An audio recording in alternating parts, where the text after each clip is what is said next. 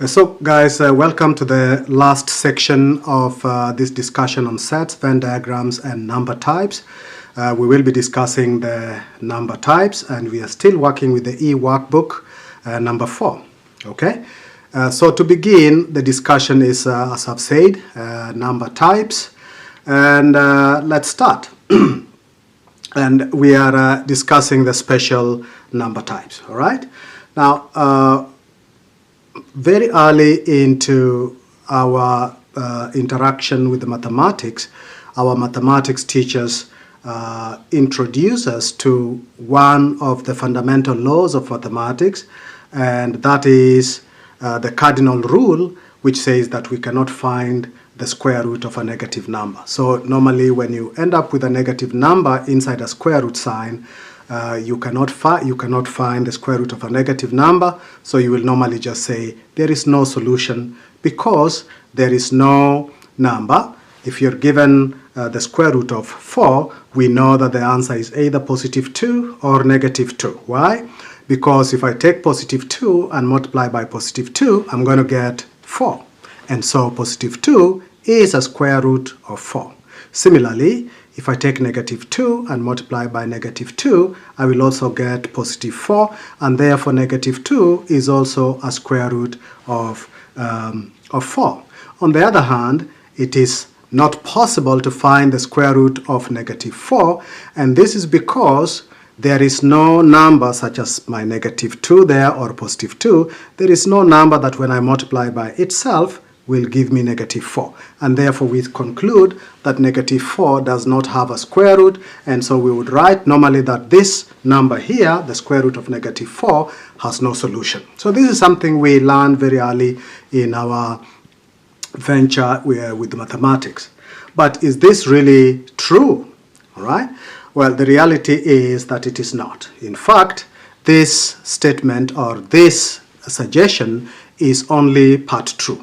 As a matter of fact, there are two broad families of numbers, some which will obey the rule, which obeys the cardinal rule. In other words, numbers for which you cannot find the square root of a negative value. And there is also a family of numbers, completely different family of numbers that actually don't care about this rule at all. In other words, numbers for which you can find the square root of a negative number. I could find the square root of negative 4. All right, so these two families of numbers together form a broader class of numbers that we refer to as complex numbers. So in fact, all numbers that we interact with are either belong to this set or that set, but we can also combine them to form another family of numbers that we refer to as complex numbers. Okay, we're going to spend much of the time discussing the group on the left, the group that obeys the cardinal rule, and this other group we will talk about it a bit later, but for now we will try to avoid it. Okay, we will just briefly discuss it, but we will leave the bulk of it for a later date. Okay, so let's discuss these two groups of numbers. All right, so the first group of numbers, first family of numbers, is called the real numbers. All right, so the real number set. So we used the symbol R to represent the set that contains all real numbers. We define real numbers as the set of all those numbers that we can locate on the real number line or on the number line. All right, sometimes we refer to it as the real number line, but it is sufficient to say we can find these numbers on the number line. Okay, so any number that we can find on the number line is referred to as a real number. Okay, so here is a number line, and when we draw the number line, some of the numbers that we normally put on the line are as indicated. The arrows there indicate that these numbers extend to infinity on both sides. Okay, all right, so but these are not the only numbers that we can find on the real number line. As a matter of fact, so negative 3 there is in fact one of the numbers, but there are other numbers we can find in the real number set, even though that it is not directly indicated. We don't directly mark it on the line, but we know these numbers are there and we can locate them on the number line. Okay, so all these numbers that we can find on or locate on the number line form the set R, which we call the set of real numbers. Okay, well, if we cannot locate a number on the real number line, then it does not fall under the set of real numbers. Okay, on the other hand, therefore, there is another family of numbers which are mysterious, almost ghostly. We cannot find them on the real number line. You must already be imagining what sort of numbers this might be. And if that's the case, then you might as well be, because these are referred to as imaginary numbers. Okay? So the imaginary numbers symbolized by I there. So the I is used as the set notation for the imaginary numbers. These are numbers that will appear with the square root of a negative number on it. For example, we have the square root of -4 is an imaginary number, the square root of -1/2, 3 plus the square root of -1, 1/5 root -3. All these are examples of imaginary numbers, okay? Now, when we represent them like this, sometimes they appear very awkward. So sometimes what we normally do is we try to reduce that the use of the square root sign. We reduce the symbol so that it make it smaller, so it looks a bit simpler than this. Okay. So if we represent the square root of -1 by some symbol I, in some books you'll find they use letter J. In fact, if you go to the university and you study concepts like electrical engineering, for example, or in fact physics, where a lot of these imaginary numbers are used, you will find that they sometimes use the symbol J as opposed to the symbol I. Okay, current, electricity at the university, that discussion when we discuss production of current, when we induce current or produce current in wires, current flowing due to capacitors or inductors and things like that, then those currents we sometimes can represent them using imaginary numbers, and you will find that at the university the letter I is replaced with the letter J, but it doesn't really matter. I, J, it doesn't matter. Any of them could be used to represent the square root of -1. And therefore, if we were to let root of -1 be represented by I there, then it is possible to represent any of these numbers using the letter I. Okay, so for example, looking at the square root of -4, for example, we can express the square root of -4 as the square root of 1 multiplied by of -1 multiplied by 4, like that. Okay. And if we multiply two numbers, then we can split the square root sign so that we express that as the square root of -1 times the square root of 4. So we isolate the -1 like that, and so represent the square root of -1 using the letter I. And so I can write this as I times plus or minus 2, which we found was the root of the square root of 4. And therefore, the square root of -4 can therefore be expressed as 2i, 2 times I, or -2 times I, right? In other words, the square root of -4 is 2i or -2i. And now, if I was to take 2i and square it, so 2i times 2i is going to be 4. Let me see if I can write this down.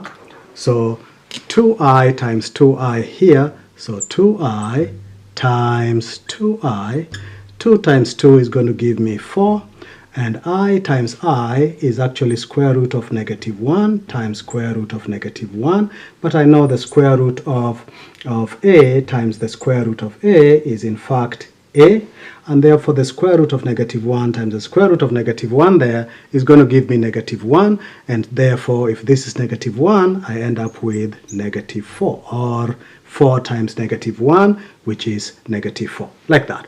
Okay, so if we can find a way of expressing the square root of -1 like I, then it is now possible for us to find the square root of a number such as -4, like that.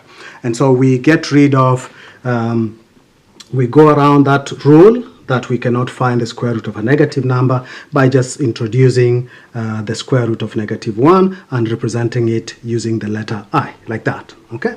And so this family of numbers are what we would refer to as imaginary numbers.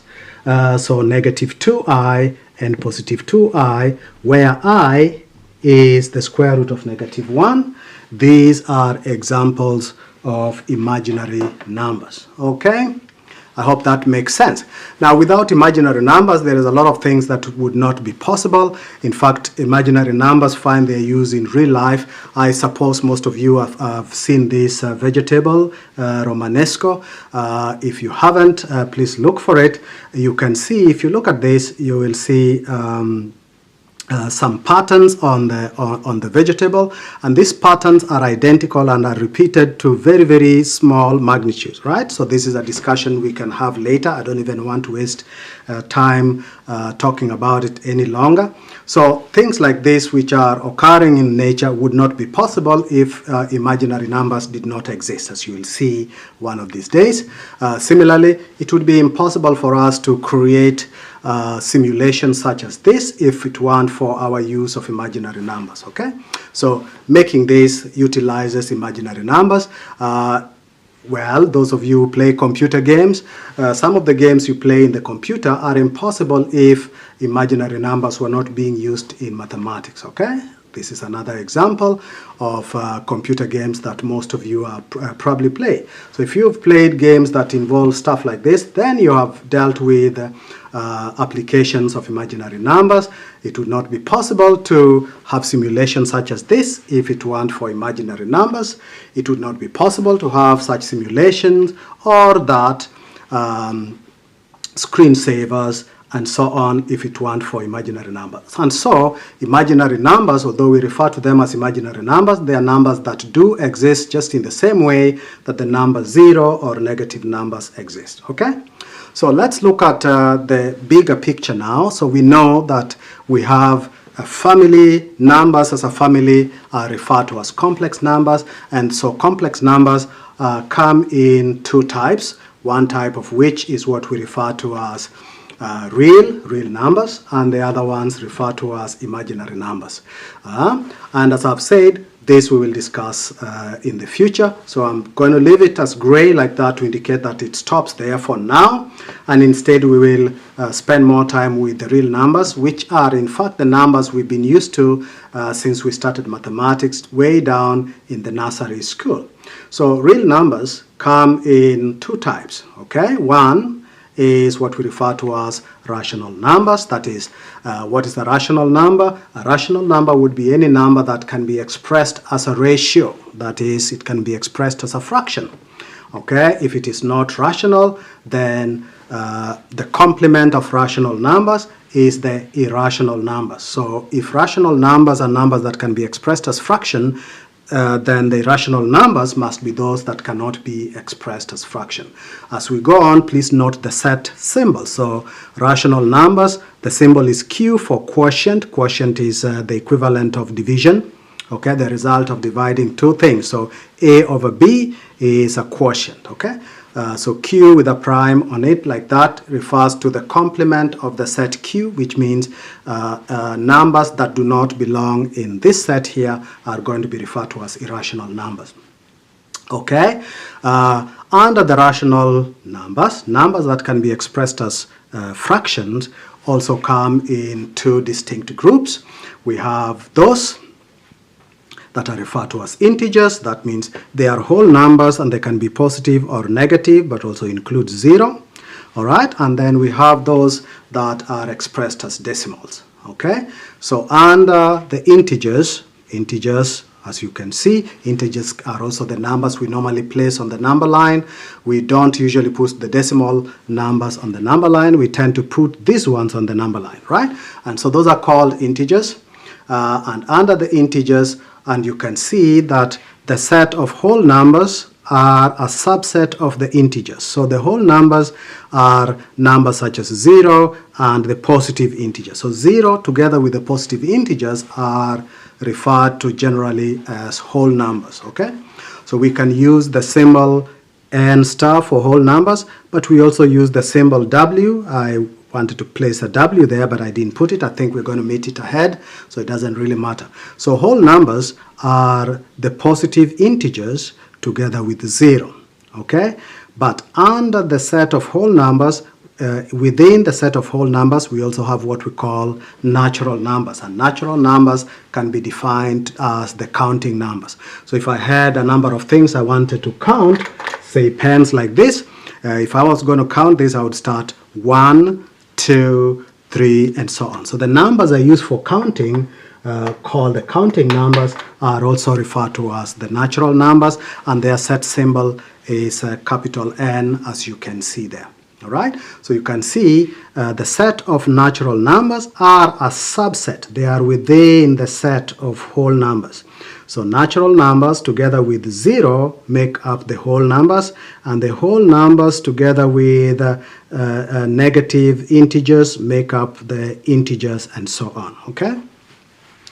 All right, on the other side, decimal numbers, we have two types of decimal numbers that fall under rational numbers. Well, the first type is the terminating decimals. That means decimals that terminate, decimals that end.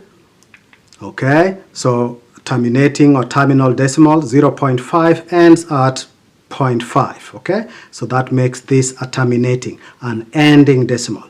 1.075 is also a terminating decimal. So this is a type of decimal that fall under rational numbers.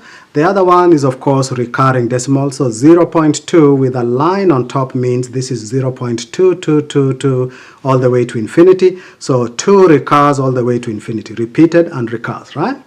2.45 with a dash above 4 and 5 means this is 2.45, 45, 45. So 4 and 5 repeat themselves to infinity, like that. Okay, in some books you will find instead of that line there is a dot on top of the 2, or 2 dots, one on top of 4 and the other one on top of 5, to indicate that 4 and 5 are recurring. So we have two types of decimal that fall under rational numbers. Because why do we say these fall under rational? Because these decimals can be expressed as fractions. We can express them as a whole number of another whole number, and that means they are rational. On the other hand, we have irrational numbers, so we can have decimals that are irrational. Irrational decimals are decimals that are non-terminating, they are not ending, and they are non-recurring. So if they are non-terminating and non-recurring, then we refer to them as irrational numbers. Examples of irrational numbers would be transcendental numbers like pi. Pi is 3.14 whatever, and you can see all these numbers will continue infinitely without terminating. Okay, so these particular ones, the third one there is called the golden ratio. Some of you may know the golden ratio, others don't, but it doesn't matter right now. So this family of numbers, this group of numbers, are irrational because we cannot express them as fractions. Okay, if they're not transcendental, then they are real algebraic, such as square root of 2, square root of 3, square root of 5, even square root of 6 will give us a number. If we try to find the square root of 3, we will find a number there, a decimal number that is non-terminating and non-recurring. So it's not repeating itself and it is not terminating. In such a case, what we have are irrational numbers, numbers that cannot be expressed as fractions. Now, do I hear somebody says, oh, but pi can be expressed as 22 over 7? Well, 22 over 7 is merely an approximation of pi. It is not the exact value of pi. Okay, so if you've used pi as 22 over 7, there are in fact other better approximation. I think 312 over something is a better approximation than 22 over 7. So there are approximations we can use to represent pi, but they are merely approximations. They do not exactly equal to pi. So pi is a non-recurring, non-terminating decimal that cannot be expressed as a fraction. Okay? Now, let's just look at these numbers once again, but in a different way by defining them as we go, and then we will look at questions related to this kind of questions, all right? So let's see. We can represent these are called special number sets. we can represent these special number sets using a Venn diagram. So the main Venn diagram, which could be like the universal set, is the set C, called the complex numbers. So inside the complex numbers, we have two types of numbers. One, of course, we said is the imaginary, and the other one is the set of real numbers. Okay? So if the green one there represents real numbers, then in the real numbers we must have those other types of numbers we've discussed, and we'll look at just the important ones, and then the others will be implied as we go. Okay, so under real numbers we have rational numbers, and of course if it is not so, if it is inside this gray area, then there will be rational numbers. If it is in the green box but not in the gray area, then they are irrational. They are real numbers that are not rational must be irrational. Okay, so inside the light green box there are the rational numbers, but outside the light green box but inside still the real number set will be the irrational numbers. Okay, well, inside the rational numbers we have the set that we refer to as the set of integers.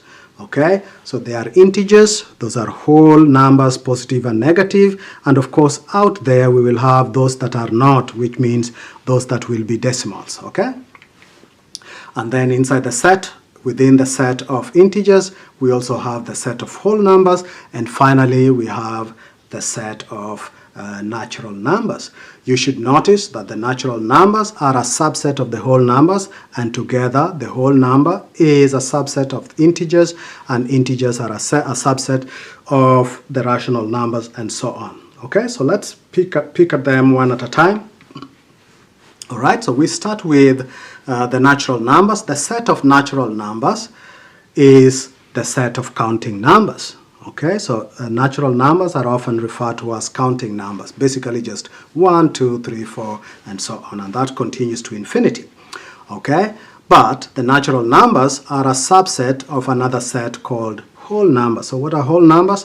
Whole numbers are all the natural numbers together with a zero. So all positive whole numbers together with a zero is referred to as the set of whole numbers. So the symbol is W, but of course we can also use the symbol N with a star on it like that, as we had seen earlier. Okay, so you can see that N, the set of natural numbers, is a subset, is a set within the set of whole numbers. So it is a subset of whole numbers. Okay, next we have the set of integers, Z for integers. And what are integers? Integers are whole numbers, positive and negative. So 0 and positive integers and negative integers, like that. All right, so again you can see that the set of integers have subsets, of which one is the negative integers, the other are the positive integers. And you may also notice that the positive integers are the same as the natural numbers, because positive integers are 1, 2, 3, 4 onwards, and the natural numbers are also 1, 2, 3, 4 onwards. So positive integers are the subset of natural numbers, and natural numbers are the subset of positive integers. So we can say that these two sets are equivalent. Okay, right. Beyond that, and you can see Z, W, and N are subsets of Q. In other words, they are within the set Q, the set of rational numbers. And rational numbers are any numbers that can be expressed as a fraction A over B, where A and B are integers and B is not 0. So we cannot have 0 in the denominator. If that's the case, then we have a rational number. Okay, and finally, of course, we have real numbers, and we've discussed real numbers as any number that we can find on the number line.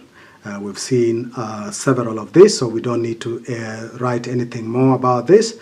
So the set of real numbers, any number that we can find on the number line. If a number is not real, in other words, the complement of the real set is the imaginary set of numbers. Okay, now let's look at some examples, but before that, let's just confirm, point out something, that sometimes we want to talk about only positive numbers or negative numbers within a set. For example, if we wanted to write, if we wanted to say If I write z plus, then I'm talking about integers, but with the plus there, I'm indicating that this is a set of only positive integers.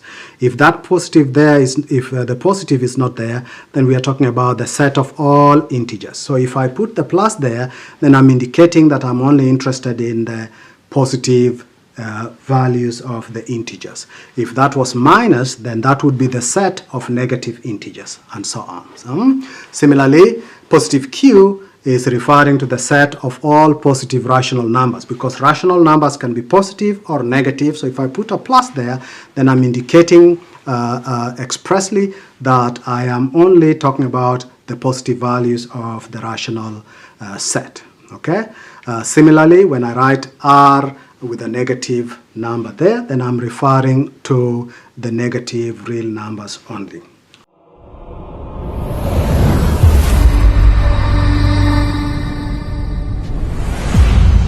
Okay, so let's look at some examples of this.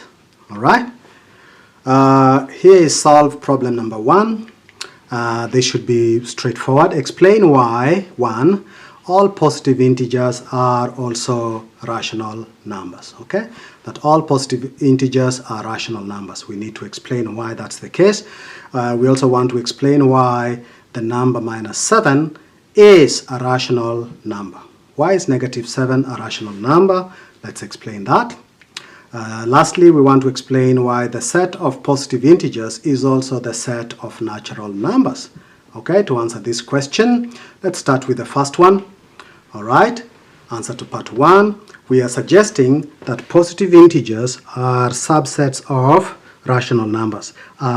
What are rational numbers? A rational number is a number that can be expressed as a fraction of 2 integers. So a over b, where a and b are integers and b is not 0. So is it possible to express all positive integers as fractions? For example, is it possible to express 2? 2 is a positive integer. Can we express 2 as a fraction? If we can express 2 as a fraction, then 2 is also a rational number. Okay, so if we can express a positive integer as a fraction of a whole number in the numerator and a whole number in the denominator, then that integer is also a rational number. And it is true that integers are rational numbers. Let's take an example. Okay, any number can be expressed as a fraction. We can express positive like 3 as a fraction by placing 1 in the denominator. So instead of just writing 3, I can write it as 3 over 1 like this.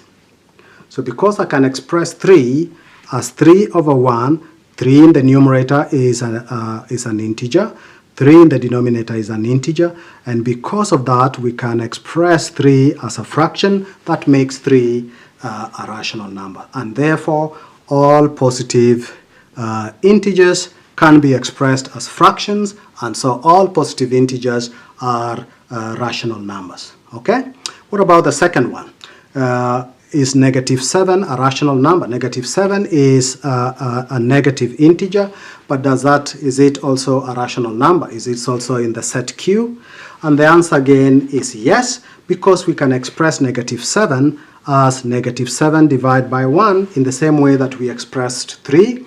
And because we can do that, -7 becomes a rational number. Okay, so -7 is a subset of rational number. It is a member of the rational numbers because we can express it as -7 over 7 or the negative of 7 over 7, and that makes it a rational number.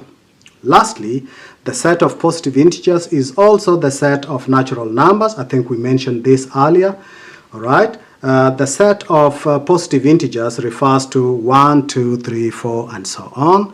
But is that also not the set of natural numbers? Yes, it is.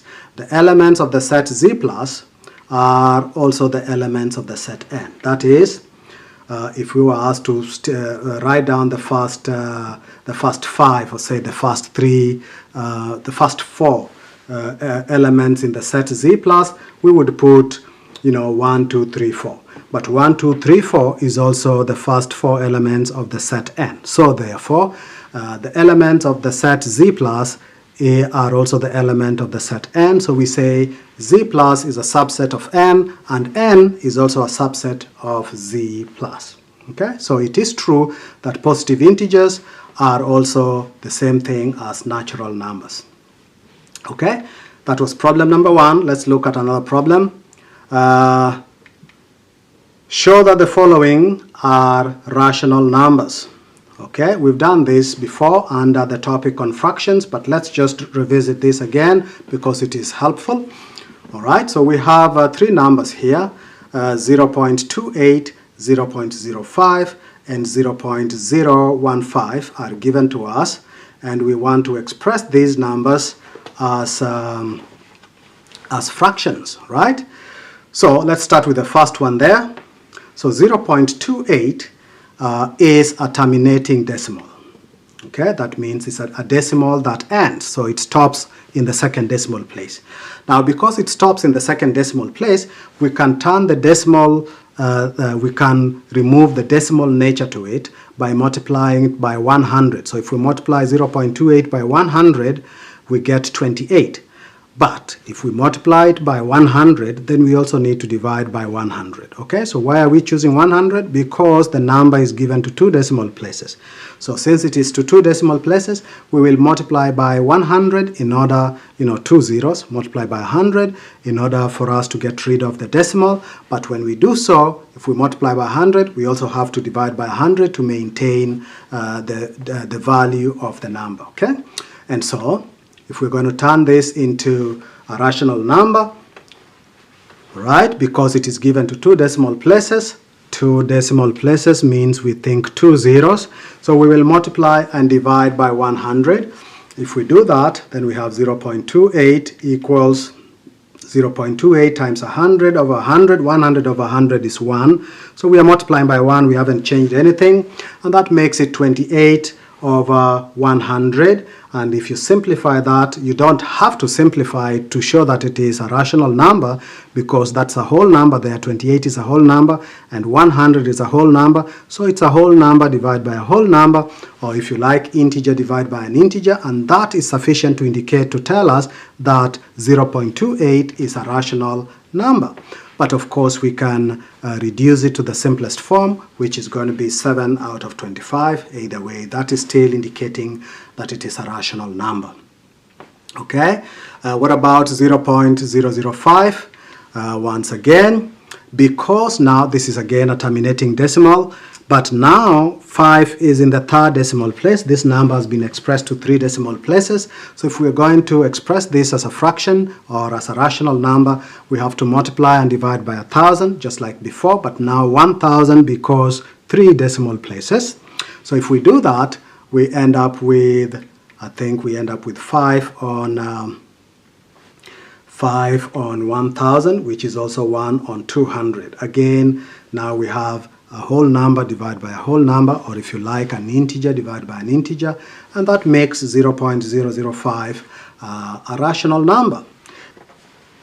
And lastly, the last one there, part C, we have a recurring decimal, 0.015, so this indicates that 15 is recurring, so 0.0151515 recurring to infinity. So what we want to do is let that number there be represented by R for recurring, then we let R be 0.01515 like that.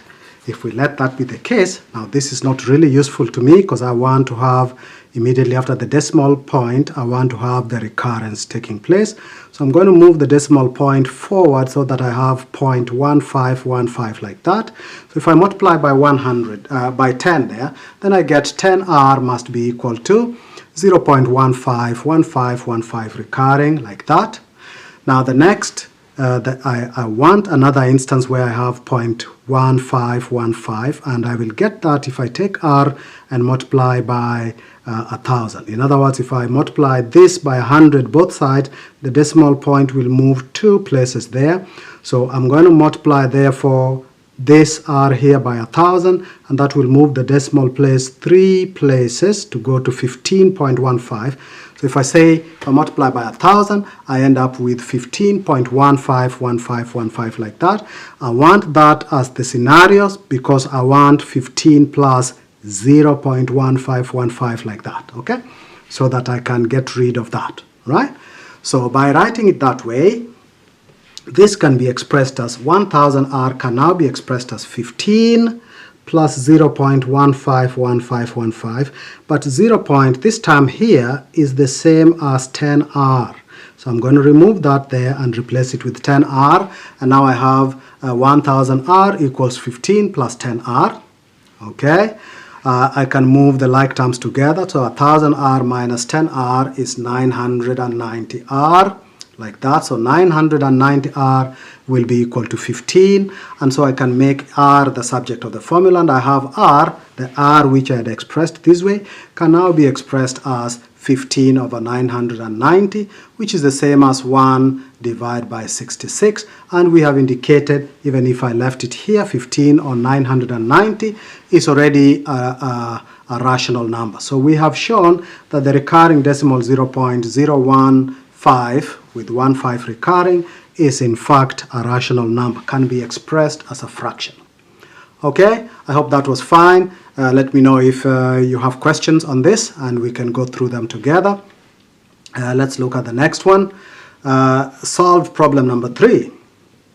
The set of real numbers R has two subsets, the set of rational numbers and the set of irrational numbers Q prime. See the diagram below for this. List 4 examples of each of the sets Q and Q prime. In other words, the set of rational numbers and the set of irrational numbers.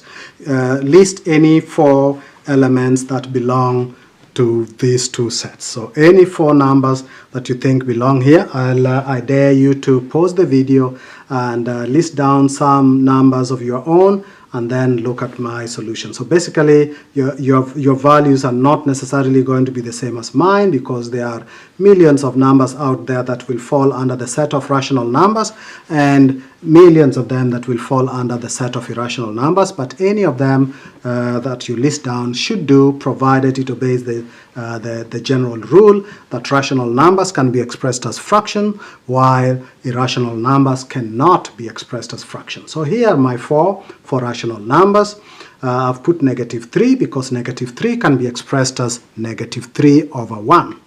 Okay, I've put 7.25, that is a terminating decimal, because I can write that as 725 divided by 100.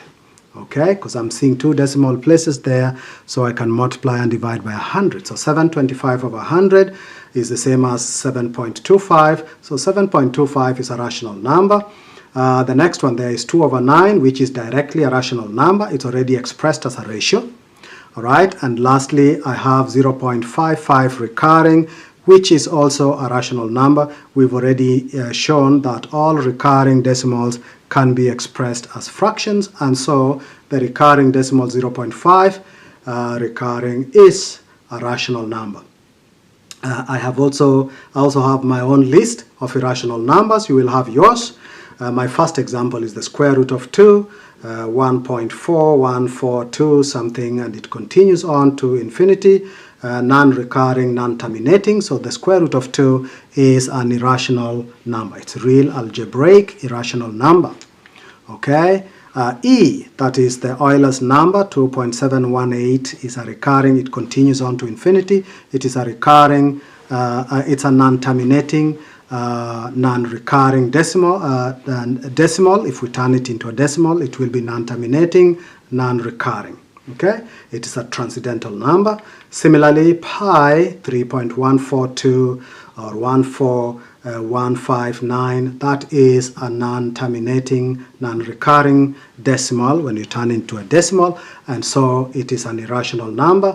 Lastly, I believe I have 1 over the square root of 5, which can also be expressed as root 5 over 5. This is an irrational number. So these are examples of irrational numbers and rational numbers respectively. You probably have your own list of irrational numbers and of rational numbers. If you want to share so that we check it out, let me know or send it to me and we will tell you whether you're right or wrong. Okay, solve problem number 4.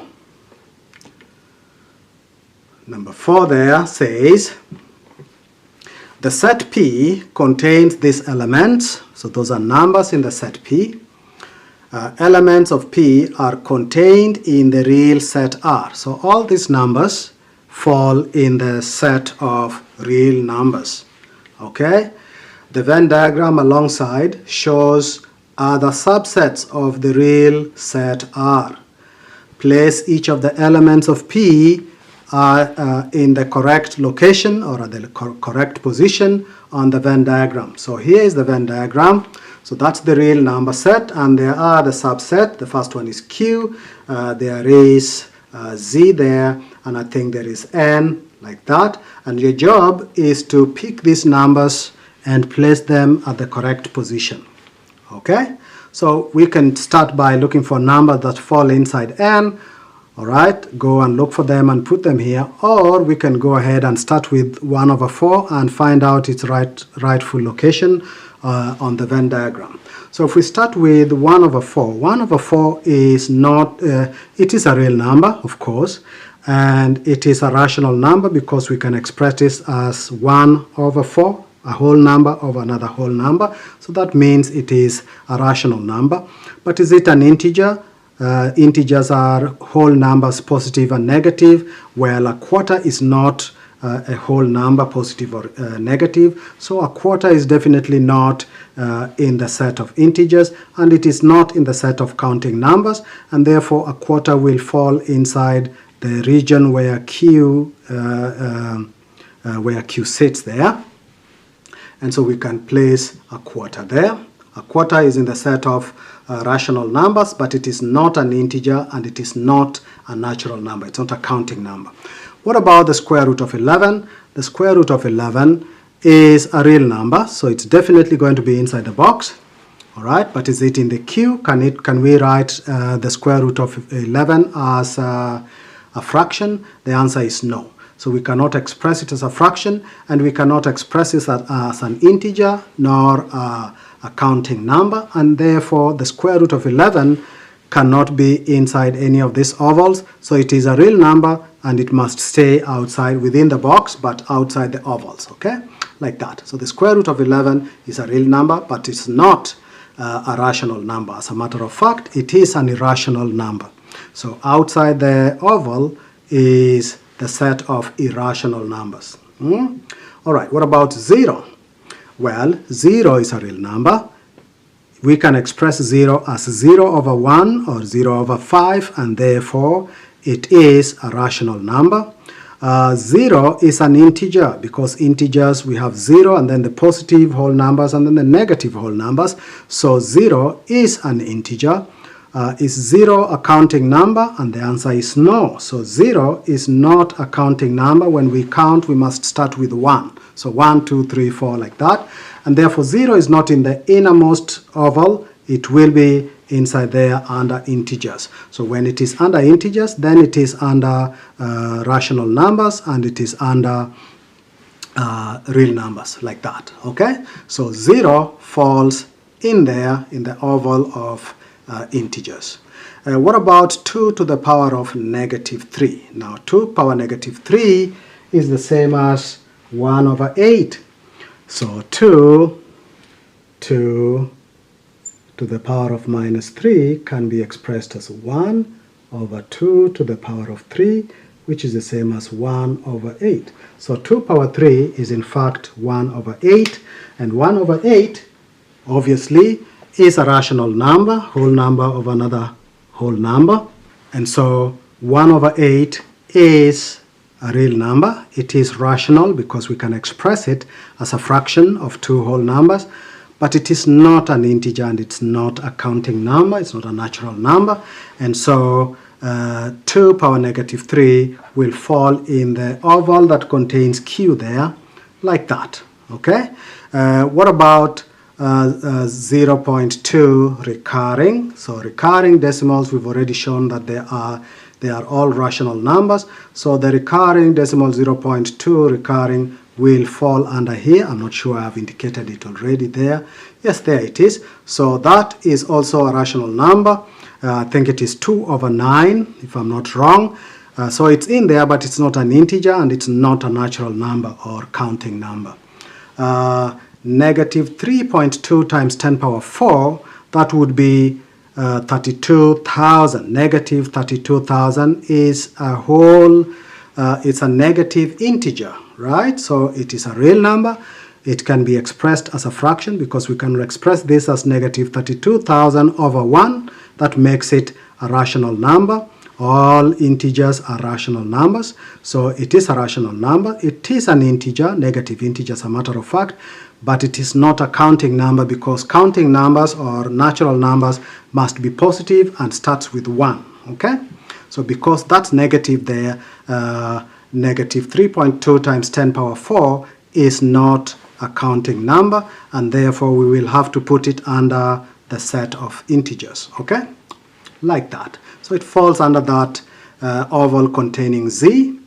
And lastly, we have 8. 8 is definitely a real number. It can be expressed as a ratio, as 8 over 1. It is an integer, it is a positive integer, and it is a counting number because it's the 8th. When we start 1, 2, 3, 4, we will have 8 in the counting numbers, and so 8 is a natural number or a counting number. And so this is how we answer a question such as this one. I hope you are still understanding, you're still with me. I have, I think, 1 or 2 more questions. Let's see what we have here. Solve problem number 6 says, state whether the following statements are true or false. So the first one says, the set Q is a subset of R. In other words, all rational numbers are also real numbers. Is that true? That all real number, the set R is the complement of the set C. In other words, if a number is not complex, then it is real. Is that true or false? And so on. So starting with the first one, the set Q, that is the set of rational numbers, is a subset of real numbers. Rational numbers is the Venn diagram, the circle representing rational numbers within the set of real numbers. The answer, of course, is yes. All rational numbers are real numbers. The only numbers that are not real are those that are in the imaginary set, and that is the set that we've not discussed so far.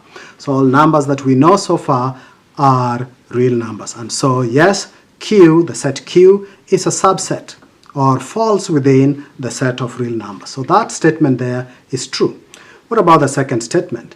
That the set R is the complement of the set C. That is, if a number is not a complex number, then it is a real number. The answer to that is, of course, false, because complex numbers contain both real and imaginary numbers. So a complex number can be real or imaginary, but a real number, so we cannot say that a real number is a complement of the set C, that if a number is not real, then it is complex, because real numbers are also complex numbers, okay? And so for that reason, the second statement there is false. Real numbers are also complex numbers, okay? A complex number contains real and imaginary part, right? So a real number can also be a complex number. So a real number is not a complement. To be complement means it is not in the set of complex numbers. All right? 0 is an element of the set N. Obviously that is false, because the set N is the set of counting numbers, and when we count, we start with 1. So it is 1, 2, 3, 4, like that. And therefore 0 is not in the set of natural numbers. So that statement is false. Okay? The set N star is equivalent to the set W. Well, we said already within the lecture that another symbol for the set of whole numbers is N with a star. So N with a star indicates that it is N together with 0 in it. Okay? So if we include 0 in the set of N, we form the set of N star, which is the set W, called the set of whole numbers. 0, 1, 2, 3, 4, and so on. So the set W is the set 0 together with the set n. And therefore, part D is true. Question E, the number 0.4 recurring is an element of both the set Q, in other words, this number is rational and it is also an integer. Is that true or false? Of course it is false. 0.4 recurring is indeed a rational number. We can express it as a fraction, but it is not in the set of integers, and for that reason that statement is false. So what is spoiling the soup here is Z. So yes, 0.4 recurring is an element of the set Q, but it is not an element of Z, and therefore that statement is false because of that. Alright, F, the element, the square root of -2 is a real number. That statement is false because in the real number family, we cannot determine the square root of a real of -2. If we were in the imaginary number type, so that family of imaginary numbers, then this would be a member of that set. So this square root of -2 is an element of the imaginary set, but not an element of the real numbers. Okay, so this statement here is false. What about G? 0 is an element of both the whole number set and the set Z. So whole numbers and of integers. Well, it is true. 0 is an integer because integers have negative whole numbers and positive whole numbers, and 0 is also in there. And whole number starts with 0 and then together with positive integers. So 0 is in this set, it is also in the set Z, and so this statement here is true. Okay, lastly, the set Z minus and the set Z plus belong in the set C. Yeah, in other words, the set of negative integers and the set of positive integers belong in the complex number set. Yes, that is true because Z minus and Z plus are real numbers, and real numbers are a subset of the complex number set. Okay, so that statement there is true. You can look at these questions again, just look at them slowly and compare them with the sets as you know them, and be able to show that these statements are either true or false on your own. Alright, I think I have two more, or maybe one more. Here is the problem number 6. Tick the correct box. In other words, we are given some numbers like that, and we want to see which set they belong to. So -2. Does -2 belong in the counting number set? No, it does not. Does it belong in the set of integers? Yes, it does, and therefore we can say -2 belongs in the integer set of integers. Does it belong in the set of whole numbers? Whole numbers start with 0, 1, 2, 3, 4, and so on. So obviously -2 does not belong in that set there. Does it belong in the set of rational numbers? Can we express -2 as a fraction of two whole numbers? The answer is yes. We can express it as -2 over 1, and so -2 is in the set of rational numbers. Is -2 an imaginary number? No, it is not. But is -2 a real number? Yes, it is. Okay? So please pause the video and try out the others. Check where each of those numbers belong, as I have shown with the first one, and then you will check the solution. Okay? Assuming that you did that correctly, let me put the answers to this one. So minus a third is not an integer, it's not a counting number, it is a rational number, and it is a real number. The square root of 3 is a real number. It does not belong in any of the other sets. 0 is an integer, it is a whole number, it is a rational number, and it is a real number. So integer, whole number, rational number, and real. Okay? Pi over 6, this is a transcendental, a fraction of the transcendental. It is a real number, it is not imaginary, it is not rational, it is not a whole number, it is not an integer, and it is not a counting number or a natural number. Okay, 2 power 3 is 8. So what about 8? Well, 8 is a counting number, it is an integer, it is a whole number, it is a rational number, it is not an imaginary number because it doesn't contain I on it, but it is a real number. Okay, the square root of -1, okay, that does not belong in the real number set, so it can only be an imaginary number. Okay, I hope you got those questions right. Okay, oh, that's problem number 7, and I believe it's the last one. Indicate with a tick where the number on the left-hand column belongs. Okay, so where does the number on the left-hand column belong? So here are the numbers. All right, pause the video and tick accordingly where you think these numbers belong. You can make a copy of this diagram and try to check where each of these numbers belong. All right, these are typical questions in the IB exam, especially in AI, and maybe once in a while you might meet these questions in SL. Okay, so 3.91, if you've done this correctly, this is what you should get. So I'm just going to put the answers there so you can check this after you have also tried the questions out. Okay, so these are what you get. If you have chosen these numbers correctly, you should be able to get these. Okay, I believe that brings us to the end of this video. In the next video, we will start getting into exponents and logarithms. All right. As you would know, the workbook that is related to these questions is workbook number 4, which I will have attached in the comment section below. Please don't hesitate to ask me questions if you have any of them, and I will strive to answer as quickly as possible. Okay? Thank you very much. I'll see you in the next video.